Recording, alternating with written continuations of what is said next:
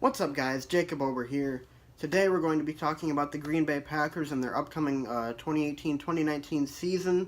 I have been seeing a lot of people in the media and on Twitter and on social media saying that the Packers are not a playoff team this year. And honestly, while some people have a point when they're making their argument, I just don't see it. Let me explain myself. So a lot of people think that the Packers aren't going to make the playoffs this year or be a threat in the NFC because apparently their defense is awful, which it was last year. It was disgustingly bad and horrific to watch, and that they don't have enough trusted weapons on offense. Now, there's a lot of things wrong with these two assumptions. The first one being the defense.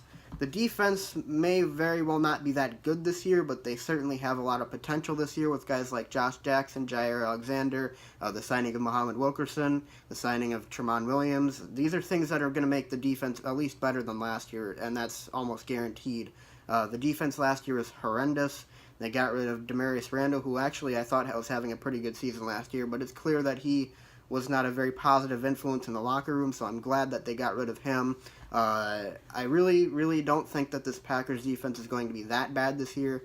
I don't know that they're going to be that good, but they definitely have a lot of potential to be good this year. And like I said, I think Josh Jackson is going to win NFL Defensive Rookie of the Year. So that's a pretty bold prediction by myself. It was in my 3 bold predictions video, so if you guys want to check that out, it's one of the first videos down from this one. But as for the offense, a lot of people are saying that the Packers don't really have enough weapons on offense, apparently, that Aaron Rodgers is a one-man show.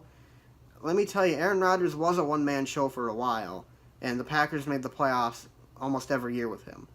The Packers are not a one-man show on offense this year. They have Aaron Jones and Jamal Williams, which is the best 1-2 punch they have for running backs, and one of the best 1-2 punches, I think, in the NFC for running backs going into the season. Aaron Jones has an incredible amount of potential, and I think he's going to be a great running back someday. Jamal Williams, I don't think is as good, but he's very serviceable as a backup. He's a guy who'll just kind of run you over. They both complement each other really well. Aaron Jones is the kind of guy who will has incredibly good vision. He's very aware and he's very agile.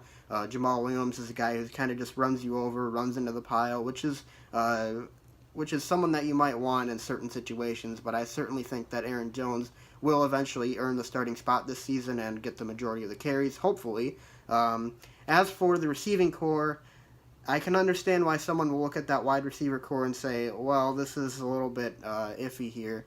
They have Devontae Adams and they have Randall Cobb, but after that it kind of gets a little iffy there. Like, you got Geronimo Allison, who doesn't have a lot of experience. You have Trevor Davis, who doesn't have a lot of experience. You have the 2 rookies, Equanimeous St. Brown, and you have Jamon Moore. They don't have a lot of experience, obviously. But they're very, very talented, all of them. And I really think that with Aaron Rodgers throwing the football to them, they're going to have pretty solid seasons, and they'll be serviceable enough. And, of course, our 2 tight ends are massive upgrades from Richard Rodgers and Martellus Bennett. We have Jimmy Graham and Mercedes Lewis, provided Jimmy Graham can stay healthy. I really hope Graham can stay healthy because he's had a little bit of a problem with that in recent seasons playing for the Seahawks. But if Jimmy Graham can stay healthy, then this is some kind of dynamic Green Bay offense. When you got Rodgers throwing the ball to Graham and Devontae Adams and Randall Cobb, that's an incredibly potent red zone threat right there. When you get in the red zone, I anticipate the Packers are going to have one of the best red zone touchdown percentages of any team in the NFL this year. So, honestly, I think that this team is going to be the best Green Bay team we've had since 2014. I think they're the most talented, and obviously we saw what happened in 2014 with the Packers that season. They got all the way to the NFC Championship game. They should have went to the Super Bowl. We don't really talk about that game that much around here, but I really think that this team has a chance. I don't know if they're going to make it to the Super Bowl or not. The NFC is very, very strong this year. I could definitely see them going 11-5, 12-4-ish, though. I don't know if they'll get a top seed or not. I think it's going to be a battle for the division. The Vikings are an insanely talented team, although I think that the Packers have an advantage over them given the fact that they have Aaron Rodgers and the Vikings have Kirk Cousins. But anyways, though, that's my thoughts on it.